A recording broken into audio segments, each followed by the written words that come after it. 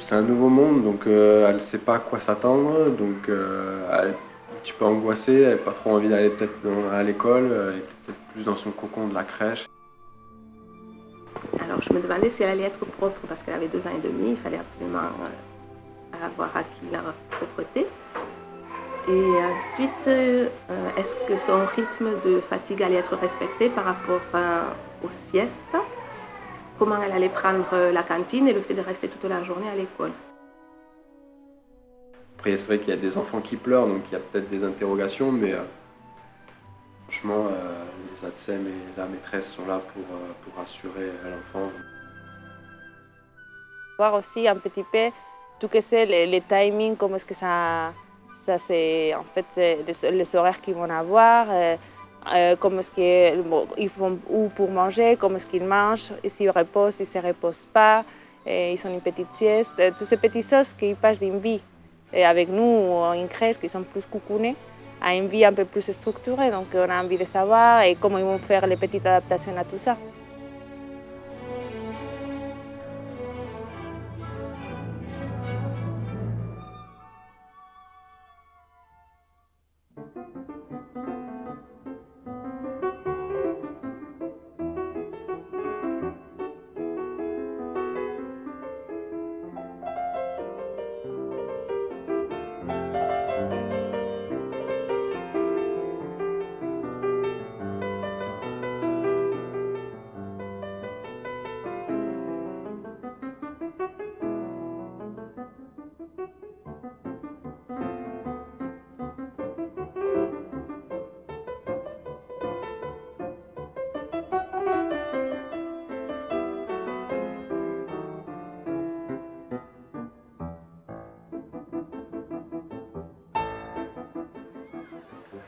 Mais après, on l'a bien préparé, on l'avait déjà en avance, on avait vu l'école, et on avait fait une petite visite ensemble, et ensuite on a aussi préparé en lui montrant des livres, en lui montrant comment ça allait se passer, et on lui a acheté un sac qu'elle a choisi. On lui a aussi pris un doudou pour que les siestes se passent au mieux. Donc voilà, on a essayé de le préparer au mieux, la rassurer, lui dire que c'était pas extraordinaire, mais voilà, c'est une première rentrée, mais que ça allait bien se passer. Alors on a anticipé en parlant, en l'accompagnant, en rencontrant la directrice lors de l'inscription. Elle est venue avec nous, donc notre fille. Et ensuite, quoi d'autre? Oui, on l'a fait choisir elle-même son cartable, en lui expliquant que c'était le cartable pour l'école, qu'elle devenait grande, qu'elle aurait son doudou, sa sucette avec elle si jamais elle avait un petit coup de blues.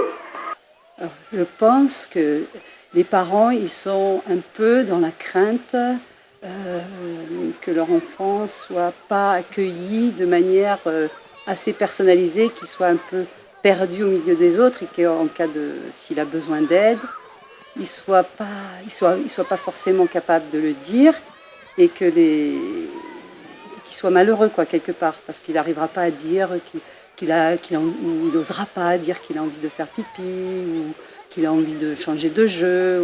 Voilà. Donc je pense que c'est un peu une crainte par rapport à ça, que leur enfant soit un peu perdu dans la masse et qu'il soit malheureux et pas capable de le dire. Les préoccupations vont être plus de l'ordre de la vie quotidienne, c'est-à-dire des questions comme est-ce que mon enfant va savoir se repérer dans l'école, est-ce qu'il va jouer avec des copains ou est-ce qu'il va rester seul, est-ce qu'il va bien manger, est-ce qu'il a le droit de garder son doudou avec lui.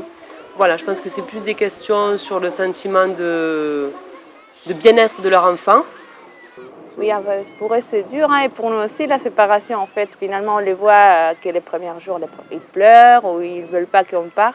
Je pense qu'il est très important que lorsqu'on est père ou mère, on se prépare, je dirais, dès la naissance de l'enfant au fait qu'à mesure qu'il va grandir, on va se séparer de lui.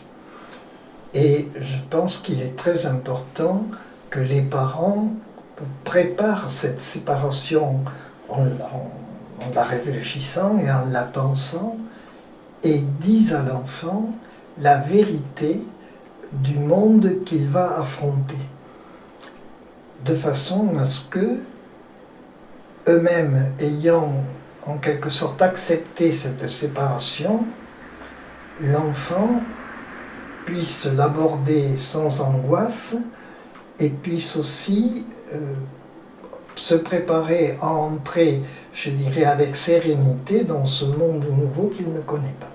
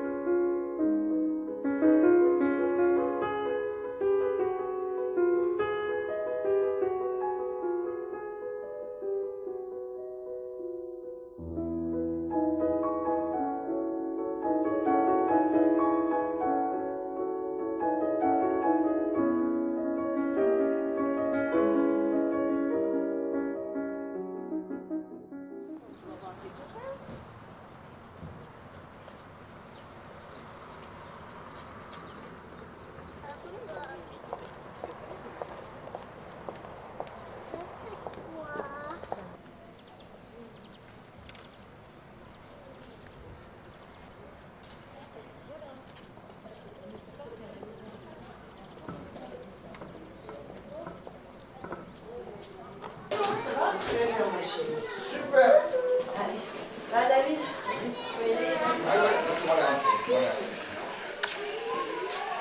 Allez, viens.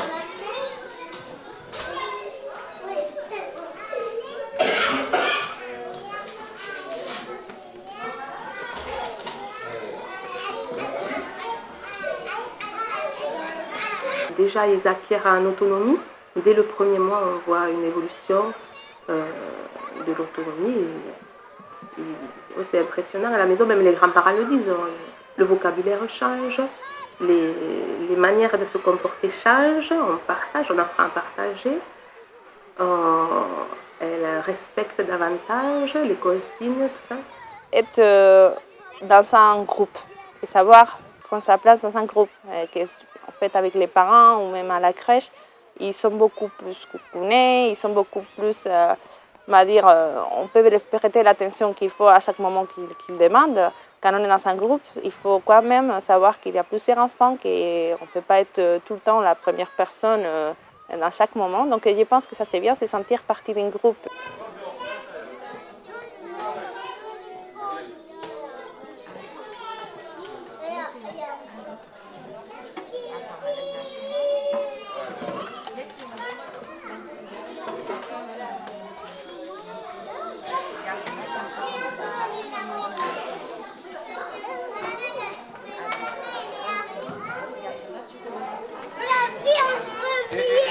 Doucement là.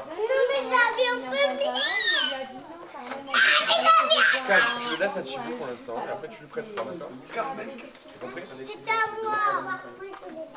Oh, moi je l'avais touché. Non, c'est les jouets pour ça, c'est tout pas comme pour tout le monde.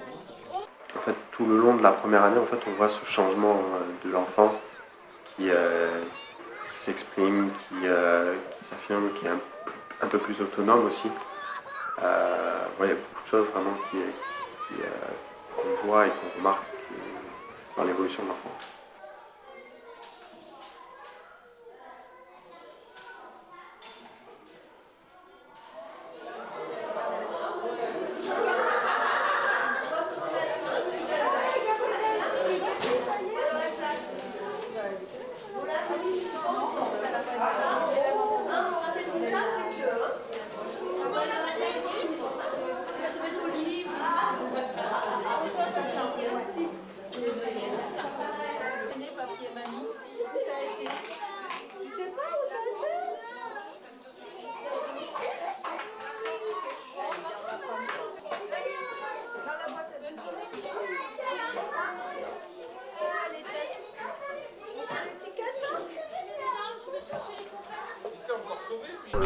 Le doudou, quand on rencontre les parents à l'inscription, donc c'est déjà des questions qui viennent à ce moment-là.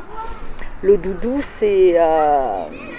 on conseille aux parents, s'ils ont le doudou et la sucette à la maison, évidemment, de garder le doudou et la sucette pour venir à l'école. Ah ben, je pense que le doudou, c'est ce qu'on appelle un objet transitionnel en jargon psychologique. Et alors, dans les écoles maternelles, souvent, il y a toute une cérémonie de séparation du doudou quand on arrive, et ça me paraît extrêmement important. Mais que l'enfant l'amène à l'école, si l'école l'accepte, ça peut être un moyen pour lui d'amener symboliquement quelque chose de la maison à l'école et quelque chose des parents. On va poser Doudou sur son lit, Doudou et Susu.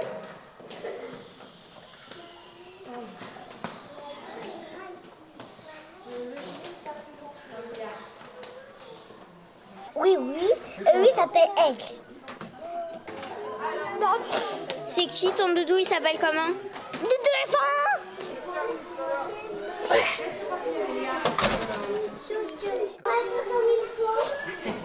Et les mots magiques. Tu arrives pas toi, Aurélien?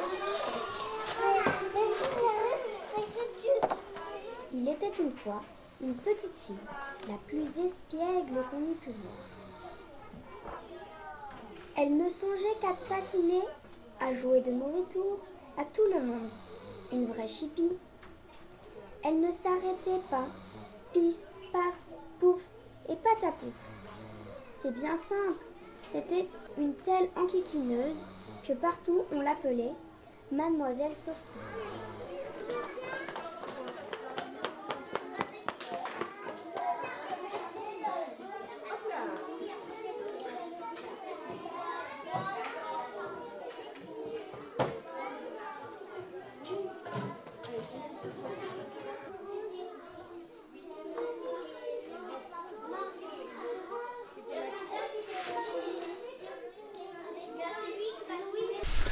Du coup, cette année-là de première section est vraiment importante pour le développement de l'enfant. Tout le reste, c'est moyenne section, grande section, élémentaire.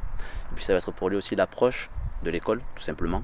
On va dire que l'année de petite section, il y a tous les apprentissages qu'on fait, les premiers apprentissages pour simplifier la lecture, les mathématiques, la structuration de l'espace, tout ce genre de choses. Mais la chose la plus importante, c'est la socialisation quand même. C'est faire l'apprentissage aussi du lieu qu'est l'école, qui est quand même un lieu particulier où on est là pour apprendre. Mais ça, c'est le travail de toute l'année de petite section, d'apprendre à travailler avec les autres, à fonctionner avec les autres. Ils apprennent ensemble, quoi, les enfants. Ils apprennent à apprendre ensemble aussi.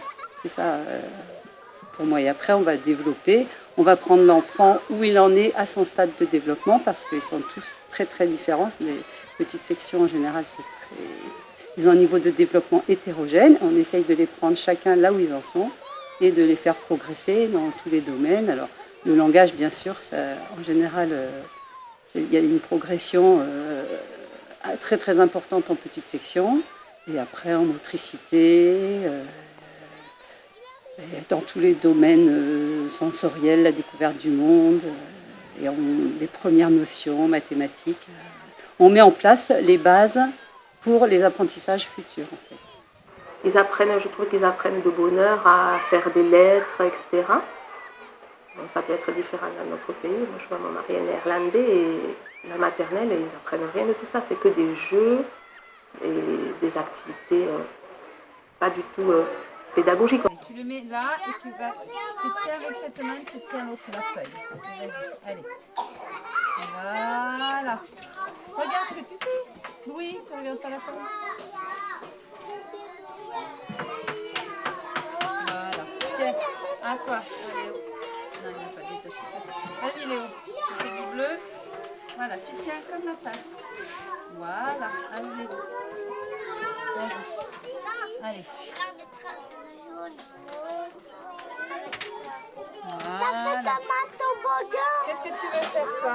Alors bon, il y a la confiance, l'adaptabilité, il y a aussi le langage, que ce soit avec les parents ou les autres, aussi l'écriture, aussi, les dessins,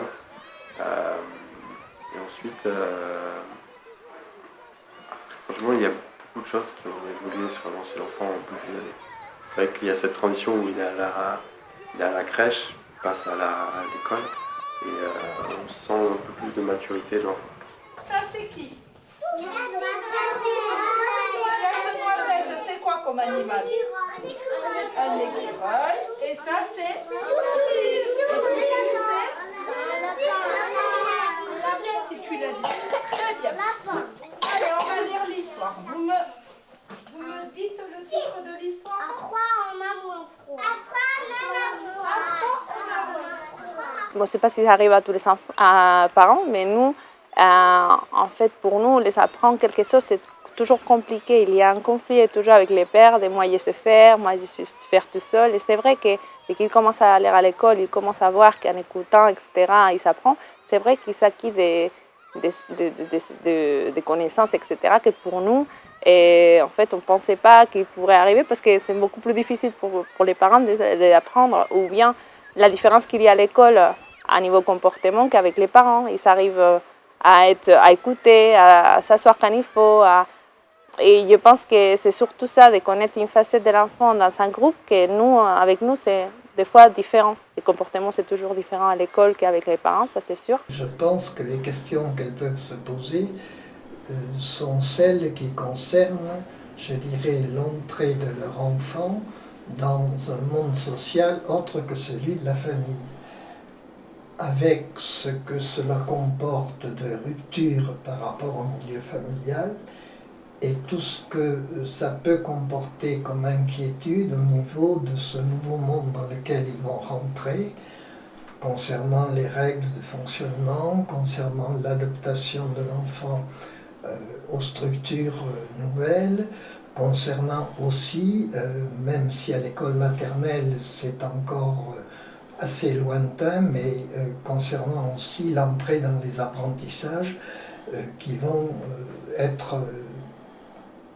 qui se profilent là très vite.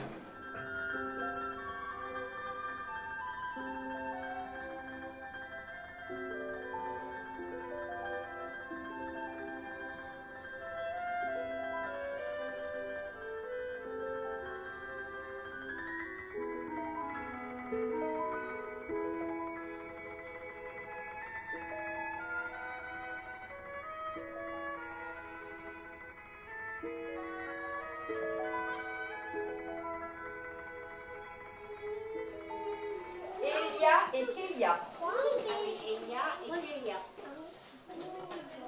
Ramalisa et Noam. Deux crocodiles. Un crocodile.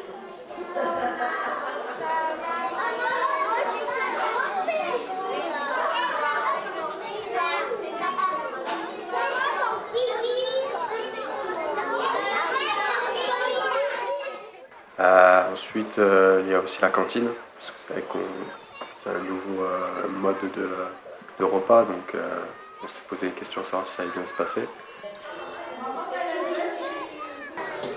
Allez, on pose les mains.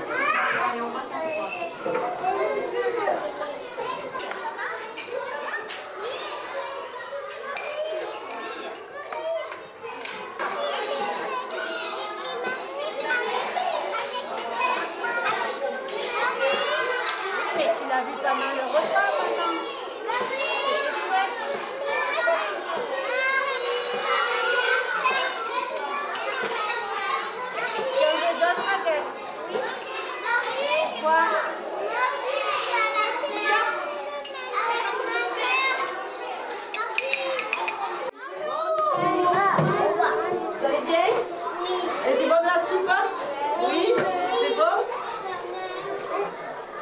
Bon appétit!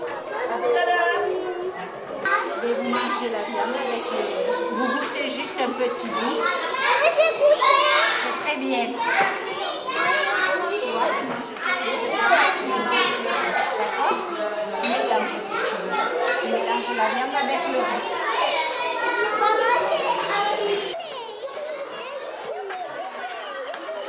Alors je suis là pour aider à distribuer et à faire un peu manger les enfants.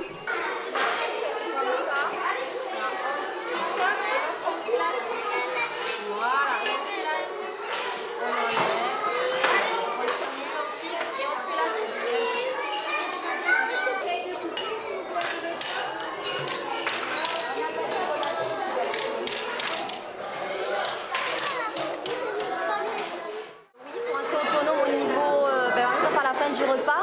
Il y a par exemple un enfant qui ramasse les fourchettes, un autre qui ramasse les couteaux. Tout au long de l'année, ils évoluent, on va dire.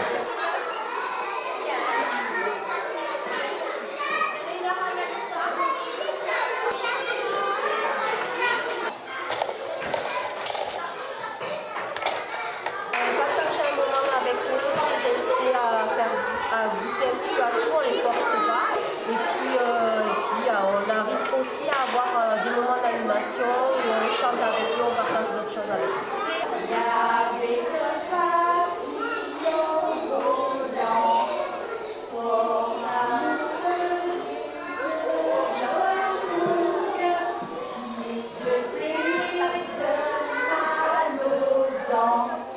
Oh là là, que j'ai mal aux dents. Oh la coquine, la coquine, la coquine.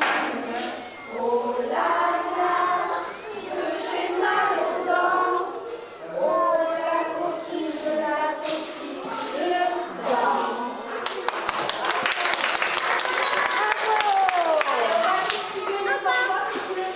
On mange les compotes et après on rechante. Mais surtout quand c'est notre premier enfant, on a un petit peu, tout est nouveau aussi pour nous. Donc on a envie de savoir, etc. Peut-être quand on a plus d'enfants, on connaît déjà un peu les systèmes, c'est plus facile. Mais quand c'est la rentrée pour les enfants et pour les parents, donc c'est vrai, avoir une formation de ce qui se passe, ça nous rassure aussi à nous. Donc,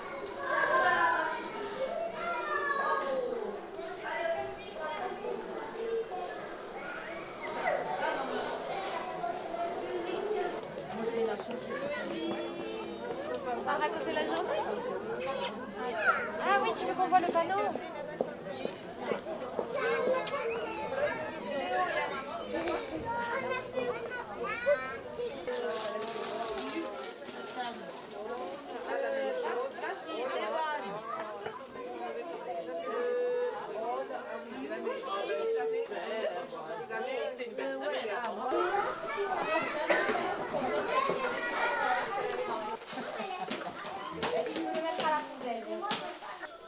Oui, bébé.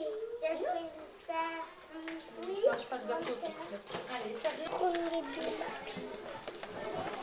Pas que le chocolat. Pas que du chocolat, non.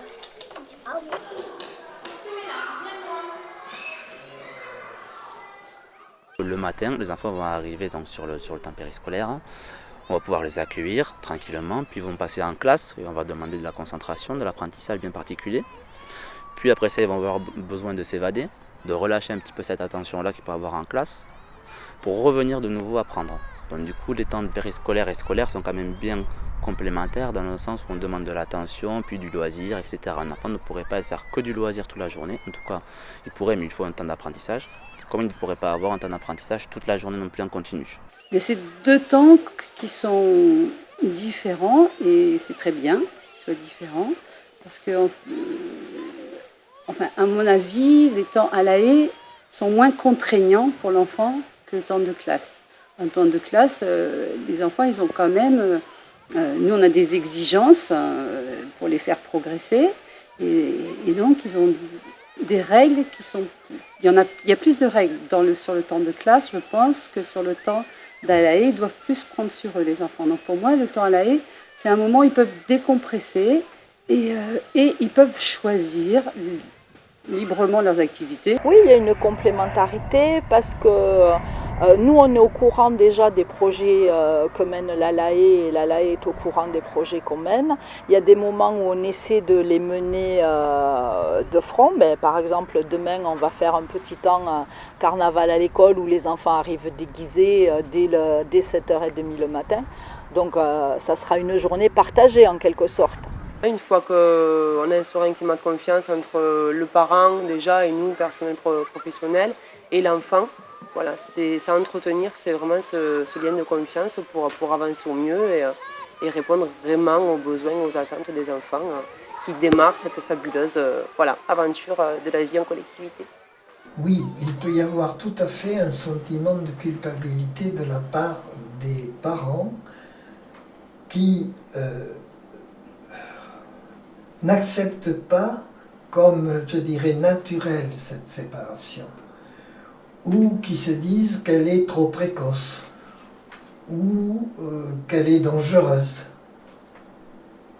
On pourra retrouver ça par exemple au moment de l'adolescence quand il s'agit d'autoriser ou de ne pas autoriser les sorties. Et donc c'est important que les parents puissent réaliser que l'entrée à l'école, c'est une étape qui permet à l'enfant de grandir. Je savais ce qui m'attendait, je savais que ce ne serait pas immédiat, évidemment, qu'elle ne sauterait pas de joie de rentrer la première semaine, mais après, tout est rentré dans l'ordre, et voilà. Le fait de ne pas être stressé, ça joue sur l'enfant, parce qu'il voit que les parents sont assez sereins, et je pense que ça donne de la confiance à l'enfant. Pour les petites sections, on a parlé de beaucoup de choses. Moi, je dirais juste que autant les enfants que les parents arrivent avec beaucoup d'appréhension. Tous, chaque année, on le voit. Il y en a qui arrivent plus détendus que d'autres, forcément, mais que rapidement, après, il y a une confiance qui se fait entre les familles et le système scolaire qui se passe autant périscolaire que classe. Et que du coup, tout se passe bien et la pression qu'ils peuvent avoir des premiers jours se relâche parce que les enfants arrivent à trouver leur place rapidement, que l'ensemble des collègues que nous sommes ont fait ce qu'il faut pour ça et que du coup dire aux parents que tout va bien se passer comme chaque année, voilà.